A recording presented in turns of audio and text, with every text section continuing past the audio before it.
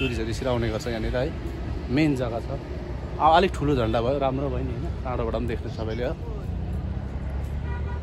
हेर्नुहोस् साथी। नमस्ते सम्पूर्णमा जय गोर्खा भन्न चाहन्छु है।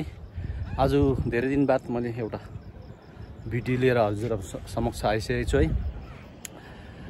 कुरा चाहिँ के छ भने म फिलहाल अहिले खरसाङ है, यो जुन रोहिणी रोड तपाईँले देखिराख्नु अहिले एकदम फगी लागिरहेछ है, फगी ड्याममै लागिरहेछ। तपाईँहरूले देख्नु भएको होला यो जग्गा है। अब सिलगढी आउजाउ गर्दाखेरि यही बाटो हिँड्नुपर्छ है। अनि बाटोकै मुनि जुन तपाईँले यहाँनिर तल देख्नु भइरहेछ स्मारक, जुन हाम्रो शहीद स्मारक छ है, त्यहाँ चाहिँ अस्ति झन्डा है एउटा एकदमै झन्डा चाहिँ अब च्यातेर अब हावाले पानीले भेटेर त एकदम पुरानो भइसकेको थियो है। अनि मैले अस्ति एउटा सर्ट भिडियो पनि हालेको थिएँ यहाँ बसेर है, मेमोरियलको एउटा सर्ट भिडियो पनि हालेको थिएँ। अनि भाइहरूले कतिजनाले कमेन्ट पनि गर्नुभएको थियो, दाइ प्लिज त्यो झन्डालाई त चेन्ज गरिदिनुहोस् न भन्ने कुरा गरेको थिएँ है।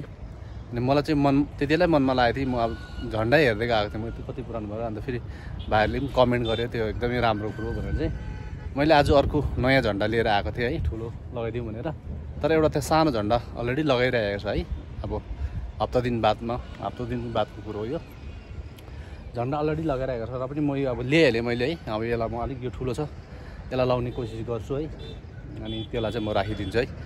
अनि विशेष तपाईँहरूलाई चाहिँ के भन्नु चाहन्छु भने है, अब त्यो झन्डा अब त्यो पुरानो भएको थियो, च्यातिएको थियो है। अब यहाँनिर कति आउजाउ मान्छेहरू गरिराख्नुहुन्छ है, कतिजनालाई देख्नुहुन्छ आएर सेल्फी पनि खिच्नुहुन्छ। अब कति टुरिस्टहरू पनि आउने गर्छ यो जग्गामा, सेल्फीहरू ल्याउने गर्छ। तर धेरैजनाले सोच्नु भएको थियो होला है, अब यो त्यो झन्डा पुरानो भएछ यता तर लगाउनु चाहिँ भएको थियो कसैले है।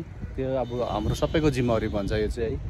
किनभने अब उहाँ चाहिँ अब देशको लागि एउटा रक्षा गरेर है, सुरक्षा गर्दै देशको रक्षामा चाहिँ उहाँ शहीद हुनुभएको है। आफ्नो परिवारको लागि मात्रै होइन, पुरै हाम्रो भारतवर्षको जति पनि नागरिकहरू हुनुहुन्छ है, सबको लागि चाहिँ शहीद भएर जानुभएको है। आफ्नोको लागि, आफ्नो परिवारको लागि मात्रै शहीद हुनुभएको होइन है। हामीले सबैको जिम्मेवार भन्छ त्यो अब एउटा मेमोरियलहरूलाई हामीले देखिहाल्यो भने कसैले पनि उसको परिवारलाई सन्तावना दिने है, उसको परिवारलाई इज्जत दिने, सम्मान दिने। अनि जो स्मारकहरू छ यो चाहिँ किन बनाइन्छ भन्ने कुरो चाहिँ उहाँहरूलाई अमर रहोस् सधैँभरि। उहाँहरूले गरेको वीरता र साहसको कहिले पनि नमेटिएर जाओस् भनेर चाहिँ उहाँको यसरी स्मारक बनाइन्छ है। अनि हाम्रो सबैको कर्तव्य बन्छ है, सबैको कर्तव्य बन्छ हामीले यहाँ आएर के सरसफाइ गर्नु अनि खदा लगाइदिनु, त्यो एउटा नर्मल कुरो हो। हामीले उहाँको गरेको बलिदानलाई चाहिँ हामीले कहिले भुल्नु हुँदैन भनेर चाहिँ यो फ्ल्याग है म लाउँदैछु है। अब त्यो हेरौँ, त्यो अलिक सानो छ। अनि म त्यही भएर तपाईँहरूलाई अब यो भिडियो पनि बनाएर देखाएको छु है। अनि सबैजनाले हामी जति पनि हुनुहुन्छ नेपाली गोर्खाली देशको जुनै पनि जहाँ पनि छ भने हामीले यसरी शहीद स्मारकहरू देख्यो भने हामीले है यसरी सम्मान दिनुपर्छ, उहाँको परिवारलाई सम्मान गर्नुपर्छ। अनि स्मारकहरू सरसफाइ पनि गर्दा केही फरक पर्दैन, किनभने उहाँहरूले चाहिँ देशको लागि उहाँहरू शहीद हुनुभएको है। हेर्नुहोस् यहाँ उहाँ हुनुहुन्थ्यो, हाम्रो विदेन राई हुनुहुन्थ्यो उहाँ है, 1070 को हुनुहुन्थ्यो उहाँ चाहिँ जुन हाम्रो त्यो मणिपुरमा जुन ल्यान्डस्लाइड भएको थियो है, त्यति बेला उहाँ पनि हुनुहुन्थ्यो, बित्नु भएको थियो त्यति बेला। अनि उहाँको नाममा चाहिँ स्मारक बनाएको छ। यो एकदमै मजाको टुरिस्टहरूलाई पनि एउटा एट्र्याक्टिभ गर्ने एउटा जग्गा छ है। अब त्यो कुरोलाई चाहिँ हामीले ध्यानमा राखेर है, अब एउटा इमोसनल जग्गा पनि भन्ने, अब यादगार मोमेन्ट, यादगार पल हुन्छ कि अब एउटा मेमोरी भएको जग्गा एउटा खरसाङमा होइन, यस्तो मजाको जग्गामा छ। यसलाई हामीले स्याहार सुसार गर्ने हामी लोकल नागरिकको पनि हो है। हामीले सबैलाई हामीले हेरचाह गर्ने पनि हाम्रो कर्तव्य पनि बन्छ है साथी है। मैले त्यही भएर अब त्यो ठुलो फ्ल्याग लाउँदैछु है।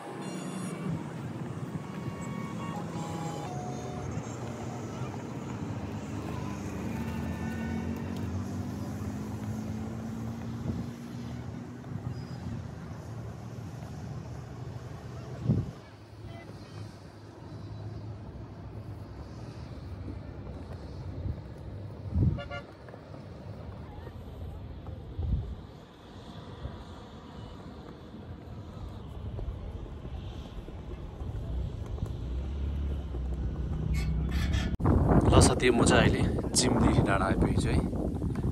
चिम्लीमा यहाँ पनि एउटा छ एकदमै पुरानो मेटिसकेको छ। यहाँनिर के लेखेको थियो, को हुनुहुन्थ्यो उहाँ, एकदम मेटिसकेको छ। वरिपरि यस्तो मैला भइसकेको छ, धेरै पुरानो। म चाहिँ अब उहाँलाई खदा है चढाइराख्नु छु। यहाँ चाहिँ यस्तो भइरहेछ। यो चाहिँ अब शहीदको परिवारको मात्रै जिम्मा होइन जस्तो मलाई लाग्छ है। हामी सबैको देशको लागि जुन शहीद हुनुभएको थियो होइन, अब आफ्नो परिवारको लागि त शहीद हुनुभएको थिएन। हाम्रो सबैको जिम्मेवारी पनि छ कि उहाँलाई यसो है सम्मान गर्ने। त्यही भएर म खदा चाहिँ चढाएर गइरहेको छु है। एक्लै भएर भिडियो गर्नु अप्ठ्यारो भइरहेछ। हामीले सधैँ सम्मान गर्नुपर्छ है। उहाँको बाँधिराख्छु।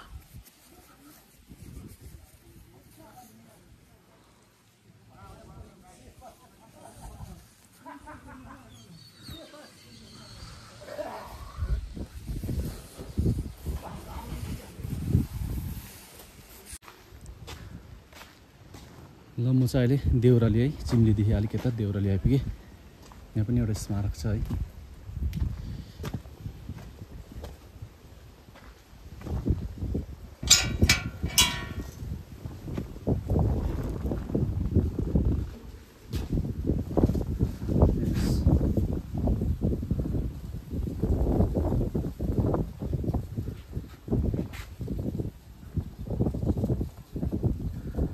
कुपवाडामा शहीद हुनुभएको रहेछ है। 41 जिआरको हुनुहुँदैछ।